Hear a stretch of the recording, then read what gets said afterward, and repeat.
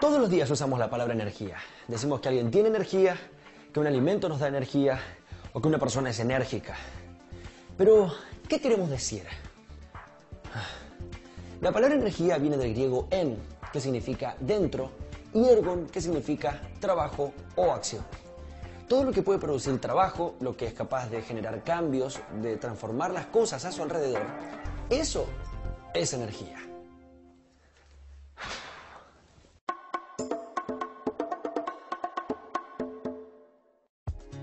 Un poder transformador. Y la física es una de las ciencias que la estudia. El viento que sopla tiene energía porque puede derribar árboles o producir destrozos. Un cuerpo que cae desde lo alto tiene energía porque cuando choca, aplasta lo que queda debajo. Y un combustible tiene energía almacenada porque al quemarse produce calor. La energía tiene muchas formas de manifestarse, muy diferentes y muy cambiantes. La energía gravitatoria, que tienen los cuerpos elevados, debido a la fuerza de atracción que existe entre los cuerpos, en particular entre la Tierra y todo lo que está a su alrededor. La energía eléctrica, como la de los relámpagos o las baterías, debido a la fuerza eléctrica que existe entre todos los cuerpos que tienen carga eléctrica. La energía radiante de una luz de una lámpara o los rayos del sol. La energía térmica, también denominada calor, que se transmite entre cuerpos a diferentes temperaturas, desde los más calientes a los más fríos. La energía nuclear, debido a la intensa fuerza atractiva que mantiene unidas a las partículas que constituyen los núcleos atómicos y se aprovecha en los reactores nucleares, en las bombas nucleares, armas poderosísimas. La energía que nos llega desde el Sol también es de origen nuclear. La energía química, como la alojada en las uniones de las moléculas que forman los combustibles o en las sustancias de una pila eléctrica. Pero lo más notable es que si bien la energía puede cambiar, no puede destruirse ni crearse. Si un cuerpo pierde una cantidad de energía, exactamente esa misma cantidad se transmite a otros cuerpos. De manera que la energía total es la misma en todo momento. Esta es una ley que se cumple en todo el universo y se llama principio de conservación de la energía. Cuando un auto acelera, gana energía de movimiento. Esta energía proviene del combustible que se quema dentro del motor. La energía que necesitamos para realizar nuestras actividades cotidianas y para mantener nuestro cuerpo en funcionamiento, la obtenemos de los alimentos que ingerimos. Por ejemplo, si levantamos una maceta, la alejamos de la Tierra en contra de la atracción gravitatoria. Por eso aumenta la energía gravitatoria de la maceta. Al hacerlo, nos cansamos, porque tenemos que gastar energía de nuestros cuerpos que provienen de los alimentos que comimos. Parte de la energía de los alimentos que comimos pasó a nuestro cuerpo y luego pasa a la maceta a medida que la elevamos. Una fuente de energía es un cuerpo o sistema de cuerpos que aportan la energía que produce una determinada transformación, como por ejemplo, el Sol.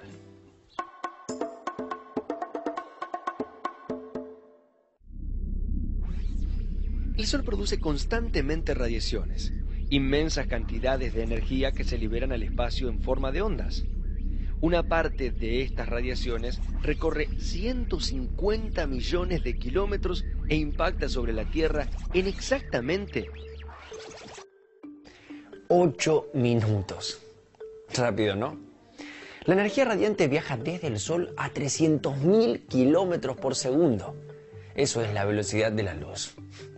Pero volviendo al tema, una parte de la energía radiante que llega al planeta es reflejada por la atmósfera hacia el espacio. Otra es absorbida por el aire de la atmósfera y por último, una parte llega al suelo. Esa energía recibida mantiene a nuestro planeta en constante cambio. Todos los materiales que existen en la Tierra están formados por átomos. El aire, el agua, los minerales, las plantas y los animales son conjuntos de millones y millones de átomos unidos entre sí. Al llegar a la Tierra, la energía de las radiaciones solares es absorbida por estos materiales. Entonces, aumenta la agitación de las partículas que los forman y los materiales se calientan.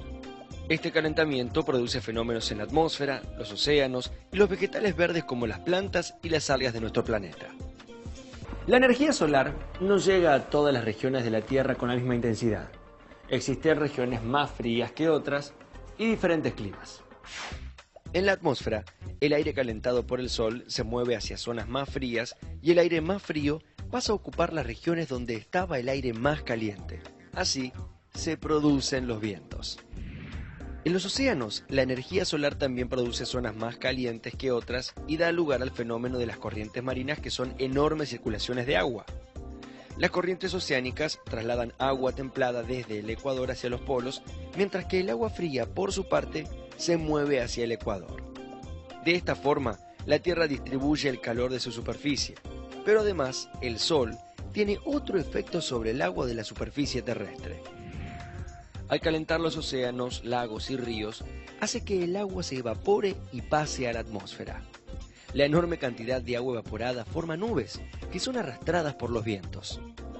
Cuando las nubes se enfrían en lo alto de la atmósfera, el vapor de agua que las forma se condensa y cae en forma de lluvia.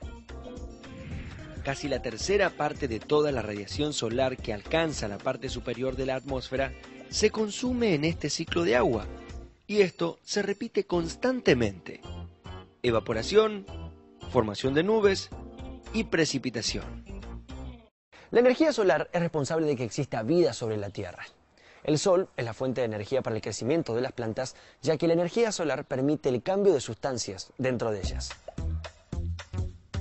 La fotosíntesis es el proceso por el cual los vegetales verdes aprovechan directamente la radiación solar y la conservan en su interior. Al ser consumida por los seres vivos, esta energía es liberada y sirve para mantener los procesos vitales de las células. Por eso, podemos decir que en general, la vida crece gracias a la energía del Sol. Pero no solo el Sol es fuente de energía, hay otras fuentes y son muy importantes para el desarrollo de nuestra vida en el planeta. El petróleo es la principal fuente de energía para la actividad en las grandes ciudades. La energía guardada en el petróleo, que se libera cuando se lo quema, permite mover motores y generar electricidad para hacer funcionar la multitud de aparatos y dispositivos que se usan en las ciudades.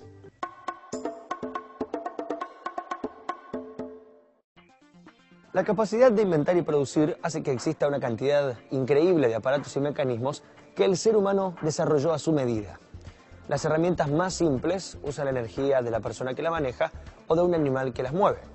Pero hay otros dispositivos más sofisticados que necesitan fuentes de energía diferentes. El motor de un auto o de un helicóptero, por ejemplo, usa la energía almacenada en el combustible. Una lamparita usa la energía eléctrica de una pila o de una central eléctrica. La capacidad de los seres humanos de transformar y usar la energía fue cambiando a lo largo de la historia.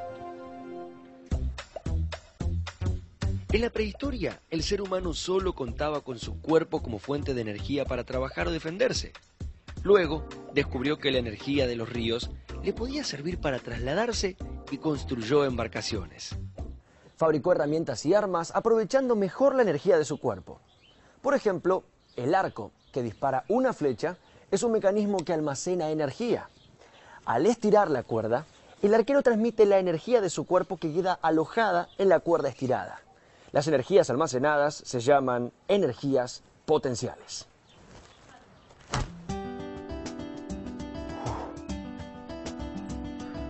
La cuerda del arco estirada almacena esta energía potencial elástica que se transforma en energía del movimiento de la flecha.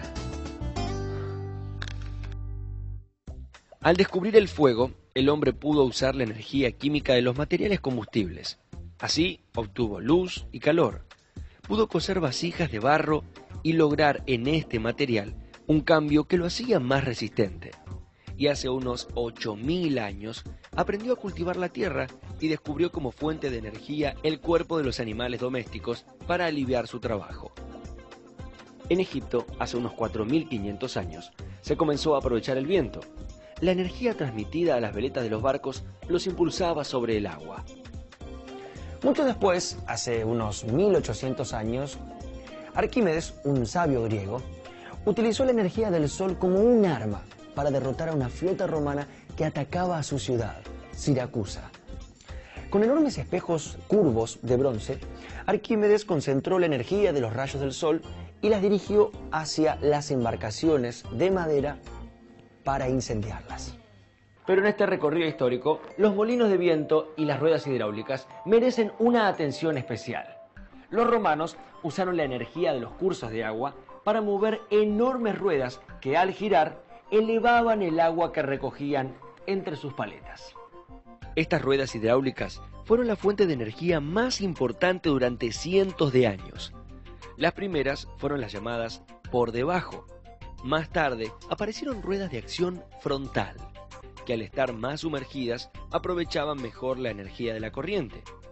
Pero la más eficaz de todas fue la llamada rueda hidráulica por encima, en la que el agua caía desde lo alto sobre las paletas. De esta manera se aprovechó la energía gravitatoria del agua elevada sumada al movimiento de la corriente. En el siglo IV, varias de estas ruedas hidráulicas hacían funcionar un importante molino romano. En un solo día de trabajo producían harina para miles de personas. En esa época ya hacía mucho que se usaban también molinos de viento, un invento que se atribuye a los persas. Estos molinos tenían un eje vertical fijo encerrado en un recinto por donde se hacía pasar el viento. En Europa, los molinos de viento aparecieron hacia el año 1100, pero sus ejes eran horizontales y las aspas giraban al aire libre. El problema es que estos molinos solo giraban cuando el viento soplaba en la dirección adecuada. Para lograr que las aspas cambiaran la orientación según la dirección en que el viento soplara, se construyeron los molinos sobre torretas, que podían girar sobre una rueda, y este mecanismo se usó durante siglos. Hacia el año 1700 se inventó un sistema automático para girar la torreta. Una pequeña rueda con aspas actuaba como timón y corregía la dirección del molino al menor cambio del viento. Estos molinos todavía son usados en algunas regiones con muy buen resultado. El viento hace el trabajo que harían 30 caballos. El viento es una fuente de energía poderosa, pero hay otras. El vapor.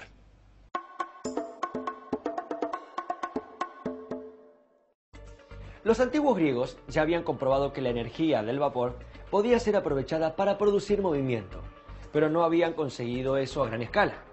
Recién hacia el año 1700 se tuvieron los conocimientos suficientes sobre el calor, la presión y los gases como para aplicarlos en una máquina, la máquina de vapor. Esta invención permitió aprovechar enormes cantidades de energía para mover pesadas maquinarias en la fabricación en masa de productos elaborados. La industria creció en las sociedades europeas, cuyas economías pasaron de una base agrícola a la producción en fábrica. Este importantísimo cambio se conoce como revolución industrial. Pero veamos cómo funciona el uso del vapor. La máquina de vapor consiste fundamentalmente en una caldera cerrada de metal con agua bajo la cual se quema un combustible. Al calentarse el agua, se transforma en vapor. A mayor temperatura del vapor, mayor presión. Al dejarlo escapar por un orificio, sale el vapor formando un chorro de altísima velocidad. Si el chorro choca contra una hélice, la hace girar. El movimiento de la hélice se transmite a otras partes para movilizar dispositivos mecánicos. Un inventor escocés llamado James Watt hizo el sistema más barato y eficiente, logrando que el vapor se condense en un recipiente especial, el condensador. De esta forma se podía mantener siempre caliente el cilindro, ahorrándose una importante cantidad de combustible. Se lo usó entonces como fuente de energía para telares en fábricas y otro tipo de industrias. Pero el símbolo de la era del vapor fue la locomotora. En 1830, en Inglaterra, se inauguró la primera vía férrea pública para el transporte de pasajeros y de carga que funcionaba exclusivamente con locomotoras de vapor. En la actualidad, la forma de energía que más se utiliza en el mundo es la eléctrica. Esto es así desde hace relativamente poco, unos 100 años, cuando se construyeron fuentes de energía eléctrica suficientemente poderosas.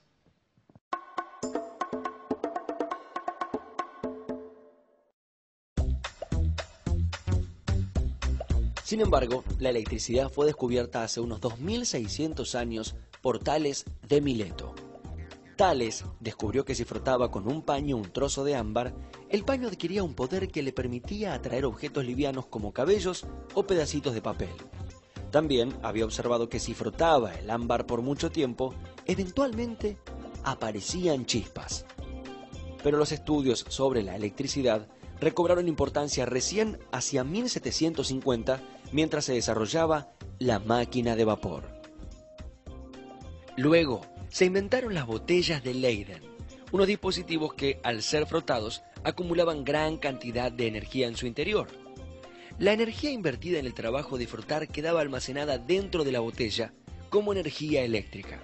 Si se conectaba un cable metálico entre la botella y la tierra, la energía eléctrica viajaba a través del alambre.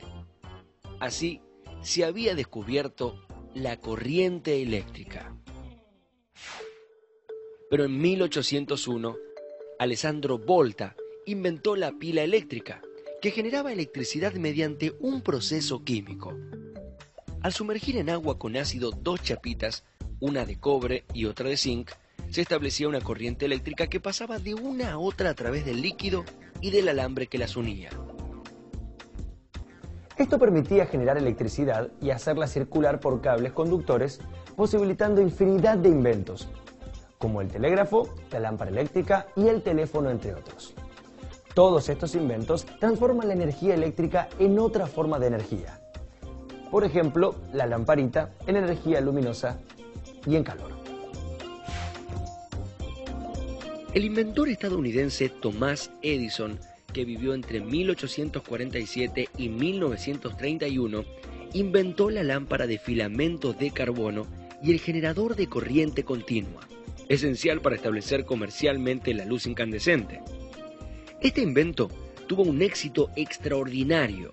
En 1882 desarrolló e instaló la primera gran central eléctrica del mundo en Nueva York. Poco después, las fábricas empezaron a usar la electricidad para el funcionamiento de sus máquinas. Surgieron los teléfonos, los micrófonos, las radios y muchísimos aparatos más. Las estaciones generadoras de electricidad requieren una fuente de energía para hacer funcionar el generador, y algunas aprovechan la energía del agua que cae. Estas son las centrales hidroeléctricas. En ellas, el agua de un río es contenida por diques que crean una gran diferencia de altura a ambos lados de la muralla. Los diques tienen compuertas que se abren para dejar caer el agua. A medida que cae, la energía gravitatoria se convierte en energía de movimiento. El torrente, entubado en cañerías, transmite su energía a las turbinas, cuya energía se transmite a los generadores que la transforman en energía eléctrica. Otras centrales generadoras de energía eléctrica usan como fuente de energía de movimiento una máquina de vapor u otro tipo de motor que a su vez se alimenta con la energía de un combustible. Cuando un combustible se quema, se produce un proceso llamado combustión, en el que se libera energía química guardada en el combustible.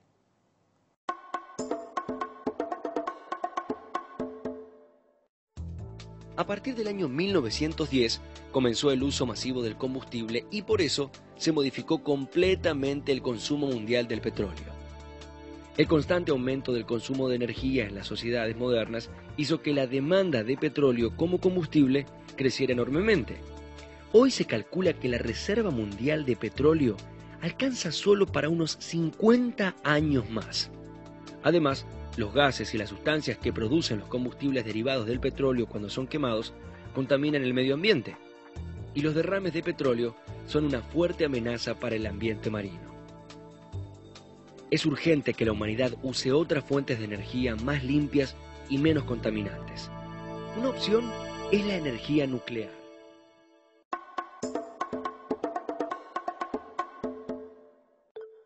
También hacia 1900 se produjo otro descubrimiento importantísimo: la radiactividad. Los científicos encontraron que algunos tipos de átomos, como el uranio o el radio, producen mucha energía, un tipo de radiación que puede penetrar profundamente en los materiales. Poco después, a principios de la década del 40, consiguieron aprovechar estas radiaciones para bombardear materiales y desencadenar en ellos una reacción nuclear en cadena, que libera inmensas cantidades de energía, mucha más de la que ninguna otra fuente hasta entonces usada por el hombre. Lamentablemente, la energía nuclear se usó para producir bombas muy potentes que causan gran destrucción y daños terribles. Pero la radiación nuclear también es una fuente de energía que tiene aplicaciones pacíficas. Hay centrales eléctricas que, en vez de quemar combustibles fósiles como el petróleo o el carbón, aprovechan la reacción en cadena que provocan los átomos de uranio o plutonio para generar calor. Este calor se usa para hacer funcionar enormes máquinas de vapor que mueven las turbinas de un generador eléctrico. La energía nuclear se transforma en energía eléctrica. En nuestro país existen 2 centrales eléctricas nucleares. Atucha 1 en la provincia de Buenos Aires y Río Tercero en la provincia de Córdoba. La humanidad reclama más y más energía. Pero, ¿alcanzará la que tenemos? ¿Seremos capaces de generar energía limpia y segura? Bueno, la búsqueda de fuentes de energía es obviamente la búsqueda misma de formas culturales. Nuestra propia civilización está basada en eso. Pensemos en la Revolución Industrial, siglo XVIII, utilización de máquinas de vapor. Mediados del siglo XX, utilización de combustibles nucleares, previamente la utilización de combustibles fósiles como el petróleo, y en esta época la búsqueda de fuentes de energía renovables y no contaminantes. En los proyectos a gran escala que actualmente se están desarrollando, el proyecto de fusión nuclear es quizá el más promisorio, está siendo llevado adelante por la Comunidad Europea y entre los beneficios agregados es el bajo nivel de contaminación, nula contaminación existente en todo el proceso. Y las contras en este momento son más bien de tipo tecnológico, es decir, más que contras son limitaciones. Es la búsqueda de materiales que puedan ser utilizados en la construcción de un reactor de fusión. Hay fuentes de energía renovables con las que podemos contar para siempre y fuentes de energía no renovables. Existen en una cantidad limitada y terminan por agotarse, como los combustibles fósiles, el carbón, el gas, el petróleo o los combustibles nucleares como el uranio. Renovables son aquellas fuentes que no se agotan, como por ejemplo la energía solar, la del viento, la de las mareas o la del interior de la corteza terrestre.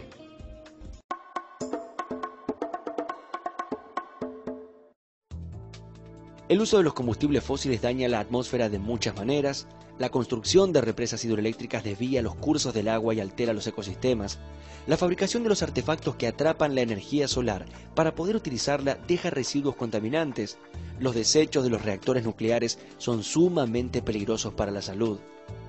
Y podríamos seguir enumerando consecuencias. Pero hay fuentes menos contaminantes que otras, y además podemos disponer de ellas por mucho más tiempo.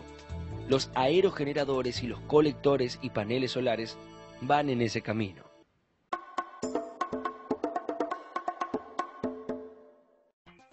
En las regiones ventosas, la energía de viento puede ser usada a gran escala. Se instalan enormes molinos que al moverse impulsan un generador eléctrico. Estos son los aerogeneradores o turbinas de viento. Uno de los problemas que presenta esta fuente de energía es que los vientos no son constantes y entonces la energía eléctrica que generan debe ser almacenada en baterías en forma de energía química para que pueda ser usada después. Sin embargo, la energía eólica debe aprovecharse. En Argentina existen instalaciones de generadores eólicos en la Patagonia y en las provincias de Buenos Aires y La Pampa. Dijimos que la principal fuente de energía existente es el sol. Si se capturara toda la energía de las radiaciones del sol que llegan a la Tierra durante unas pocas horas, alcanzaría para abastecer las necesidades humanas del planeta durante todo un año.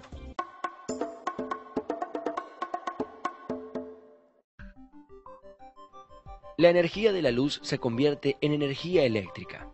Para las zonas con mucho sol y cielo despejado, los paneles solares brindan una solución al problema de la electrificación. La electricidad obtenida en los paneles puede ser usada de manera directa o bien puede ser almacenada en baterías para usarse después. Ahora existen muchos aparatos eléctricos que funcionan con paneles de celdas solares como relojes, lámparas, automóviles y satélites espaciales. Todavía los costos no permiten su fabricación a escala masiva, pero es muy probable que en algunas décadas buena parte de la energía eléctrica consumida en los países que reciben abundante radiación solar tenga su origen en paneles solares. La energía solar es un buen recurso, pero ¿qué pasa los días nublados o de invierno? La energía solar es intermitente, porque las radiaciones solares no llegan con la misma intensidad durante todo el año. Por eso, El sobrante de energía solar debe almacenarse para poder ser usada en los periodos en que no puede generarse. La energía solar también se puede aprovechar de manera directa, como por ejemplo en aplicaciones agrícolas, pero además puede ser complementada con otras energías convencionales. Así, una casa bien aislada puede disponer de agua caliente y calefacción solares, con el apoyo de un sistema convencional a gas o eléctrico que únicamente funcionaría en los periodos sin sol. Los físicos tienen un sueño: crear una fuente de energía renovable, limpia y sin radiactividad. Sería conseguir energía de la manera como la produce el Sol, pero mediante un proceso atómico denominado fusión nuclear. El reto de la fusión es reproducir en la Tierra las reacciones que se producen en el interior de las estrellas. En la actualidad, esta fuente de energía se produce en laboratorios, pero dura encendida apenas unos segundos. Los cálculos más optimistas aseguran que en los próximos siglos la energía de fusión nuclear hará que nos olvidemos del problema de la energía. Pero mientras tanto, la humanidad debe discutir y llegar a acuerdos de cómo hacer para disminuir el consumo de energía en las grandes ciudades. Además, resulta prioridad hacer que se distribuya mucho mejor este recurso en las regiones del mundo donde escasea. De esta manera podríamos esperar más tranquilos que los científicos concreten un sueño que no parece nada imposible.